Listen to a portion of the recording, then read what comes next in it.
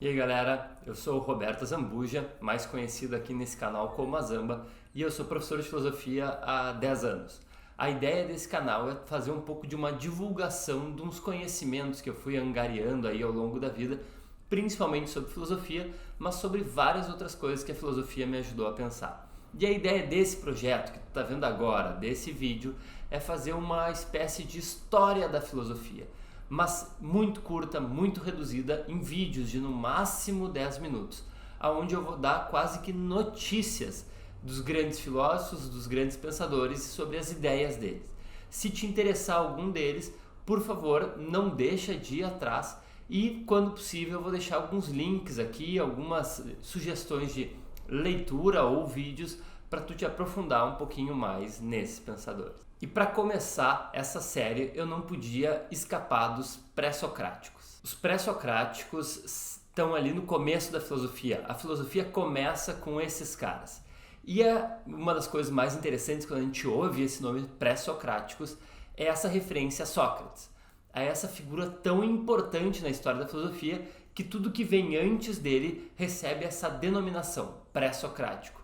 Então já fica uma pulga aí atrás da tua orelha para entender quem é Sócrates e por que ele fica tão grandioso, quais foram as ideias dele. Mas o mais importante de tu saber quanto aos pré-socráticos é que o que eles estão fazendo é aquilo que depois foi denominado ontologia. Ontologia é a ciência do ser, é buscar compreender o que é o ser. E é exatamente essa a primeira pergunta que os pré-socráticos vão tentar responder. O que é o ser? O que é que existe? O que é realmente a verdade? E o que já pode ficar claro para ti é uma divisão entre aparência e realidade. Porque quando eles perguntam o que é o ser, eles estão deixando claro que o que nós percebemos no mundo, o que eu vejo no mundo com os meus sentidos, não tem que necessariamente ser a realidade. Talvez quando eu vou tentar responder o que realmente é o ser, eu vou poder dizer que uma parte do que eu percebo não é realmente o ser, é uma aparência, é como se fosse uma coberta e eu vou poder, de alguma maneira, descobrir o que está por baixo disso que encobre a realidade. Então vamos lá, vamos tentar entender o que é o ser para os pré-socráticos. Mas antes da gente entrar nessa jornada, vou te dar um recado, curte aqui esse vídeo, se tu achar muito legal, compartilha, se tu souber que tem alguém aí interessado em filosofia, compartilha o vídeo e te inscreve aqui no canal para receber as notificações quando surgir mais um vídeo sobre essas questões. Mas vamos lá, sem mais delongas, a gente pode começar por Tales. Tales, que é considerado o primeiro filósofo. E a afirmação de Tales é bastante famosa, a afirmação que tudo é água. Aqui tu já pode entender o que a gente falou na nossa introdução. Quando Tales diz que tudo é água, tu já pode perceber que ele postula uma ideia de realidade e uma ideia de aparência. Porque quando tu olha o mundo, nem tudo é água. E Tales também olhava o mundo e também percebia que nem tudo era água com os sentidos. Quando eu vejo eu mesmo, eu percebo que eu sou carne, eu sou sangue, eu sou ossos. E quando eu olho uma árvore, eu vejo que há madeira e eu também vejo que há folhas. E por que Tales diz que tudo é água? Porque Tales diz que tudo que nós percebemos com os sentidos, então isso que eu percebo e que parece carne, sangue e ossos, na verdade tem um componente comum a eles, que é a água. E mesmo que eu não perceba com os meus sentidos diretamente, Tales pretende provar racionalmente que é possível demonstrar que tudo é água. E Anaximandro, Anaximenes, Pitágoras, Demócrito e todos eles vão sustentar que o elemento primordial, o elemento essencial é um. Mas não interessa tanto as diferenças entre eles. É interessante estudar, mas o que mostra é que todos eles estavam atrás disso que seria a realidade. Estavam atrás de responder o que é o ser e buscar dar uma resposta racional para essa pergunta. E um buscava dizer que o ser é o ar, e outro dizia que era o apeiron, o ilimitado, e outro que o ser eram os números. De novo, não interessa tanto essas diferenças, mas interessa que esses caras estão levantando uma ideia que vai ser crucial para o pensamento científico e para o pensamento ocidental, de que existe a realidade e que existem aparências. E talvez, mais importante, que a realidade pode ser compreendida com a razão. Para terminar essa mini aula, eu queria fazer uma divisão entre dois filósofos muito importantes nessa Grécia clássica, que são Parmênides e Heráclito. Parmênides e Heráclito são rivais intelectuais naquele período. As pessoas se filiam à escola de Parmênides ou as pessoas se filiam à escola de Heráclito. E eles apontam para dois caminhos completamente diferentes sobre o que é o ser. Vamos começar com essa grande viagem de Parmênides.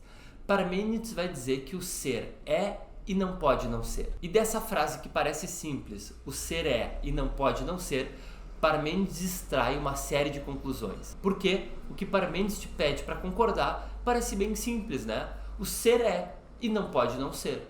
De fato, algo que é não pode não ser.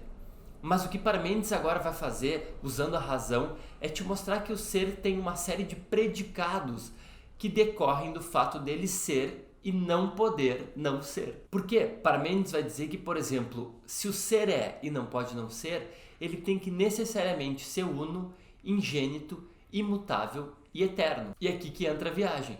Porque se o ser é e não pode não ser, ele tem que ser uno.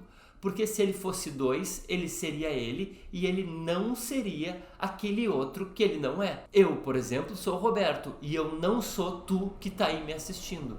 Como nós aqui nessa relação somos dois, eu sou eu e não sou tu. Mas o ser é e não pode não ser. Então ele deve ser uno. Ele também tem que ser ingênito. Ingênito é aquilo que não nasce. Porque se ele tivesse começado, ele não seria aquilo que havia antes dele. E o ser é e não pode não ser. Então ele deve sempre ter existido. Ele tem que ser imutável. Porque se ele mudasse, ele mudaria para outra coisa. E ele não seria aquilo para o que ele mudou. Mas o ser é e não pode não ser. Então o ser, diz Parmênides, deve ser imutável. E por fim, ele tem que ser eterno. Porque se ele for finito, se ele acabar no tempo, ele não é aquilo que vai vir depois dele. Mas o ser é e não pode não ser. O que Parmênides está nos mostrando é que dessa frase bem simples, dessa afirmativa bem simples, o ser é e não pode não ser, que a gente tende a concordar, a gente poderia extrair racionalmente uma série de características do ser, mostrando o que realmente é a realidade e mostrando que a gente pode alcançar essa realidade com a razão. Por outro lado, Heráclito vai dizer o contrário. Heráclito vai dizer que tudo está envolto em movimento, que tudo que existe é movimento, tudo que existe é transformação, ao ponto que ele vai ter aquela afirmação clássica de Heráclito que é: não podemos nos banhar no mesmo rio duas vezes, porque a ideia é que não só o rio passa e que já não é o mesmo rio, como nós, seres humanos, também. A cada momento nós estamos envoltos em movimento e em transformação. Então, no momento em que eu entrei e saí e entrei de novo no rio, eu já me transformei. E o rio não é mais o mesmo e eu não sou mais o mesmo. Heráclito é o oposto de Parmênides. Se Parmênides diz que o ser é uno, eterno, imutável e ingênito, Heráclito diz que o ser é sempre movimento. Encontrar uma verdade a partir desses dois pensadores é o que Platão vai fazer. E Platão é o tema da nossa próxima aula, da nossa próxima mini aula, que vem já na semana que vem. Por isso, repito, curte o vídeo, compartilha e principalmente te inscreve no canal para ver quando o vídeo vai sair. É isso aí, galera. Um abraço do Azamba. Vamos nos vendo aí nas próximas semanas.